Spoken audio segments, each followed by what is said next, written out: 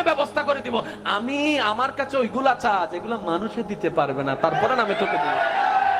এবার সত্যি করে বলেন, আল্লাহ কি দেয় না নাকি আমরা নিতে জানি না? আমি সবার মুখ থেকে শুনতে চাই, আল্লাহ কি আসলেই দেয় না নাকি নিতে জানি না?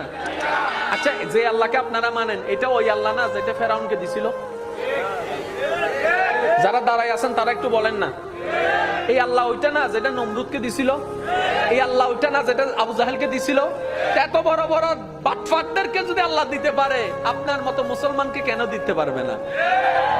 উনি দিতে জানে, উনি দিতে পারে, আমরা নিতেও জানি না, চাইতেও জানি না। অনেক আল্লাহর বান্দা আছে বলে, আমি নামাজ পড়ি, তারপর আল্লাহকে চাইছি, আল্লাহর কাছে চাইছি, আল্লাহ আমাকে দেয় নাই। রোজা রাখছি, চাইছি আল্লাহর কাছে, আল্লাহ আমাকে দেয় নাই। আমি এত টাকা মান্নাত করছি, চাইছি, আল্লাহ আমাকে দেয় নাই। আল্লাহ কি তোমার কন্টাক্ট হই না? তুমি কে? বলে যে বান্দা। দেনেওয়ালা কে? বলে যে আল্লাহ। তো আল্লাহ হচ্ছে মালিক, তুমি হচ্ছে গোলাম। তো তুমি চাইতে না থাকবা, তোমার কাজ হচ্ছে চাইতে।